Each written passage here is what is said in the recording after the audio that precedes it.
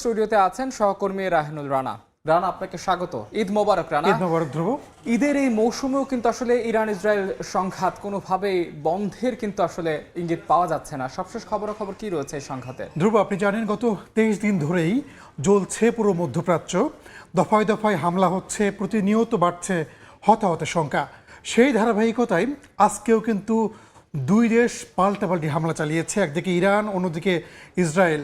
এর মধ্যে তো পুরো মধ্যপ্রাচ্যে বিভিন্ন স্থাপনায়, মার্কিন স্থাপনায় ইরানও হামলা চালিয়ে যাচ্ছে। আমাদের কাছে কিছু তথ্য আছে, আমরা সেগুলো নিয়ে একটু আলোচনা করতে চাই। প্রথমেই বলে রাখি, গত কয়েকদিনের তুলনায় গতকাল রাতে ইসরায়েল জুড়ে ব্যাপক হামলা চালিয়েছে ইরান। আপনি দেখেন, ইসরায়েলের অন্তত 5টি শহরে হামলা চালানো হয়েছে এবং সবচেয়ে বড় কথা যে ইসরায়েলের পারমাণবিক ক্ষেপণাস্ত্র মানে যে স্থাপনা আছে সেই শহরে ডিমোনা, সেখানেও ইরান হামলা চালিয়েছে। আইআরজিসি দাবি করেছে সেই হামলায় অন্তত 200 মানুষ নিহতই হয়েছেন, এছাড়াও আহত হয়েছেন শত শত মানুষ। যদিও অস্বীকার করেছে তেল আবিব, তারা বলছে তারা কোনো হত্যার বা নিহতের কোনো সংখ্যা তারা দেয়নি, বাট আহত হয়েছে এই তথ্য তারা দিয়েছে। ইসরায়েলের প্রধানমন্ত্রী বিনিয়ামিন নেতানিয়াহু তিনি কিন্তু বলেছেন যে অত্যন্ত কঠিন এক সন্ধ্যা পার করেছে ওই অঞ্চলের কয়েকটি শহর, ডিমোনা থেকে শুরু করে আরাদ এবং বাকি যে অঞ্চল।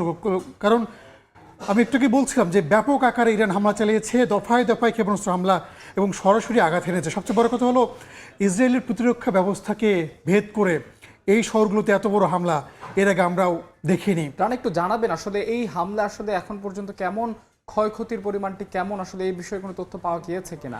আপনি জানেন যে ইরানে কিন্তু শুরু থেকেই ইন্টারনেট বন্ধ, যার কারণে ইরানে কীরকম ক্ষয়ক্ষতি হচ্ছে সেটা আমরা দেখতে পাচ্ছি না। কিন্তু আন্তর্জাতিক যে বার্তা সংস্থাগুলো আছে তারা যে খবর আমাদের দিচ্ছে সেই অনুসারে ইরানেও কিন্তু ব্যাপক ক্ষয়ক্ষতি হচ্ছে। পাশাপাশি মধ্যপ্রাচ্যের সবগুলো দেশে কিন্তু ইরান হামলা চালাচ্ছে, যার ফলে প্রতিটা দেশ কিন্তু ক্ষয়ক্ষতির মুখে পড়ছে। একটু বলে রেখে যে বিশেষ করে হামলাগুলোকে আসলে মার্কিন ঘাঁটিকে লক্ষ্য করে, মার্কিন ঘাঁটিতে লক্ষ্য করে হামলাগুলো হচ্ছে। শুধুমাত্র মার্কিন ঘাঁটি না, আমরা দেখছি যে মধ্যপ্রাচ্যের অন্যান্য যে দেশ, সেই দেশগুলোর জ্বালানি স্থাপনা থেকে শুরু করে অন্যান্য জায়গাতে কিন্তু হামলার ঘটনা ঘটছে। শুধু একটু বলি যে গতকালকে রাতে শুধুমাত্র ইরানই হামলা চালায়নি, ইরানেও কিন্তু ইসরায়েল দফায় দফায় হামলা চালিয়েছে। তারা দাবি করেছে যে ইরানের আইআরজিসি বাহিনীর যে আপনার বিমান বাহিনীর একটা ঘাঁটি, সেই ঘাঁটি তারা উড়িয়ে দিয়েছে, এটা আমরা দেখেছি। শুধুমাত্র একটু বলে রাখি যে সবশেষ যে তথ্য, শুধু ইরান থেকে না, লেবানন থেকেও কিন্তু গতকালকে রেকর্ড পরিমাণ হামলা চালিয়েছে হিজবুল্লাহ ইসরায়েলে, এবং সেই ঘটনায় এখন পর্যন্ত একজন নিহতের খবর পাওয়া গেছে। যদি হতাহতের কথা বলি যে ইরানে অবশ্যই হতাহতের পরিমাণটা বেশি, কিন্তু ইরানিতেও কিন্তু ইসরায়েলেও কিন্তু হতাহতের সংখ্যা প্রতিনিয়ত বাড়ছে, মানে দুপক্ষের মধ্যে কিন্তু হতাহতের ঘটনা ঘটছে। আমাদের কাছে আরো কিছু তথ্য আছে। এর আগে একটু জানতে চাই আসলে জ্বালানি সংকটের বিষয়গুলো, আসলে এই বিষয়ে আপনাদের কাছে কি তথ্য রয়েছে? বিশেষ করে যে ইরান ইসরায়েলের সংঘাতের কারণে কিন্তু জ্বালানি সংকটের এক ধরনের বার্তা কিন্তু পাওয়া যাচ্ছে, এই বিষয়ে আপনার কাছে কি বিস্তারিত? আপনি জানেন যে যুদ্ধ শুরুর পরই হরমুজ প্রণালী কার্যত বন্ধ রয়েছে, ইরান বন্ধ করে দিয়েছে। তবে ইরানের যারা মিত্র তাদের কিন্তু জাহাজ চলাচল করছে, শুধুমাত্র যুক্তরাষ্ট্র এবং ইসরায়েল তাদের যারা মিত্র তাদের জাহাজ কিন্তু চলাচল করতে পারছে না, যার কারণে একটা আশঙ্কা তৈরি হচ্ছে যে বিশ্বজুড়ে জ্বালানির দাম বাড়বে। একটু দেখেন যে ইতিহাসের ভয়াবহ জ্বালানি সংকটের আশঙ্কা কিন্তু করা হচ্ছে। আন্তর্জাতিক জ্বালানি সংস্থা তারা আশঙ্কা করছে যে আগামী 6 মাসের মধ্যে হয়তো স্বাভাবিক হবে না এই রুটটা, যেহেতু রুটটা মোটামুটি বন্ধ।